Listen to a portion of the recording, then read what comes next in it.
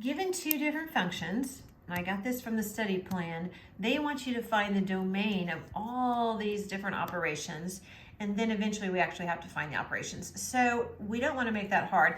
Let's just find, first of all, the domain of f. Realize anytime you have a fraction, you can use anything you want except for what makes it 0 in the denominator. And you can see right here, x cannot be 3 because 3 minus 3 would give me 0. So when you want the domain of f, we're talking about function f here, it would look like this. I can go from negative infinity. I can't go all the way to infinity. I have to skip over 3. So I'm going to go negative infinity to 3. I'm going to use a parenthesis. That tells me I can't use 3, but I can use everything really, really close to 3. Okay? And then I'm going to pick up right after 3.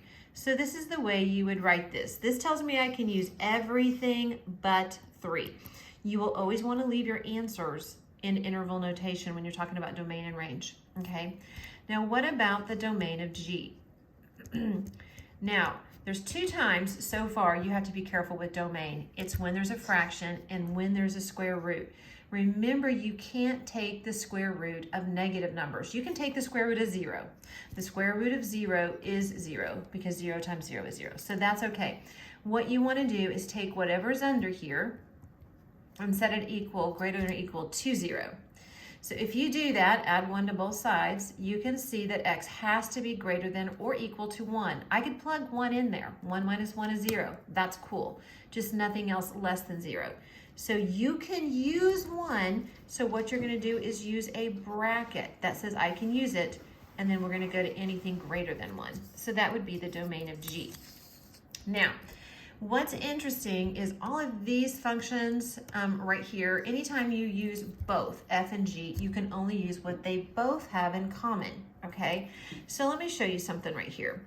This is the domain of f right here. It's everything. Here's 0, except for 1, 2, 3. You can't use 3. So I'm going to put a little open hole right here. You can't use 3. You could use everything else. The domain of g, here's 1. The domain of g looks like this.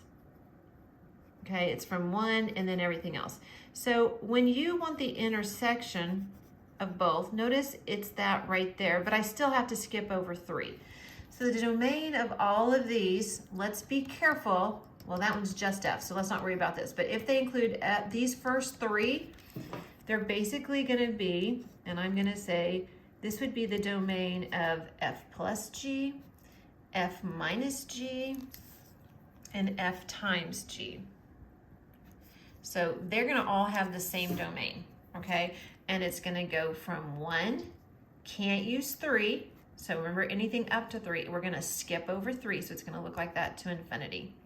So that's what that one would look like right there. Now, this one is just f, just using f's. So go back and use your domain of f, okay? This one is f over g. Now, again, I can only use what they have in common, but I've got to be careful. I can't let g be 0. See how it's a fraction?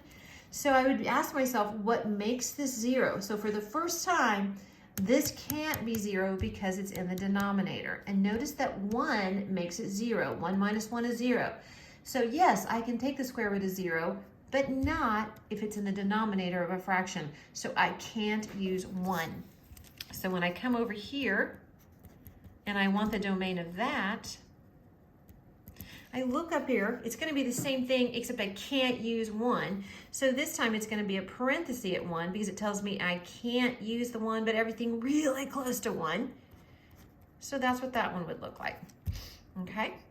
And then right here, g over f of x, again, I'm going to use the intersection, but I ask myself, well, what makes f 0?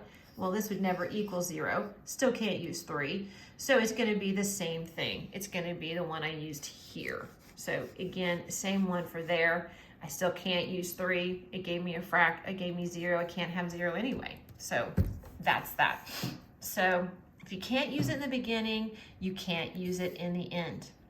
All right, so the last part of this, it wanted you just to add these together. So let me get a clean piece of paper here. We're doing this old school way. It's because they make me pay for the other apps and I'm tightwad.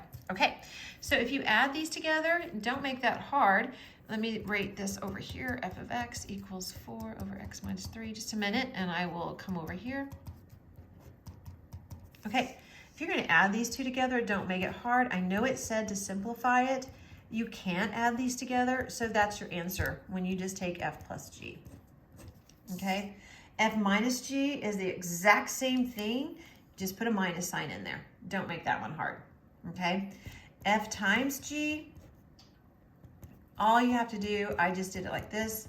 Make sure, here's the tricky part, when you multiply, put this in parentheses, x minus 1, and I noticed when I was messing around on my math lab, if you're not careful, your parenthesis will go right here and it's going to count it wrong. So make sure you arrow over or tab over it because your parenthesis needs to be on the outside. If you stick it right there, it's going to count it wrong. So that's the joy of doing it on the computer. That's as good as you can get when you multiply those two together. That's good enough. Okay, then this one wants f times f. So here's function f. I'm going to multiply that times function f. Don't make that hard. 4 times 4 is 16. You can multiply these two together, but you're also okay just to write it like that. Okay, that would be good enough. I like this form better. It's like factored, so I wouldn't mess with multiplying that out. Yes, it's going to count it right. You're fine. I double checked it. All is well. Okay, f over g. Okay, so you're taking function f, 4 over x minus 3, and you're dividing that by, what is it, the square root of x minus 1. So remember, when you divide fractions, it's the same thing as multiplying by the reciprocal. So you're basically multiplying by this. So you can write this as 4 all over x minus 3, put him in parentheses, and again, put the square root of x minus 1.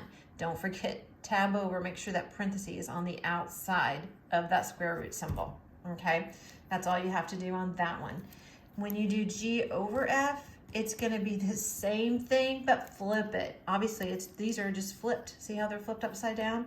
So this one's gonna be x minus 3, the square root of x minus 1, tab over, all over 4. And that's it. So don't make it too difficult.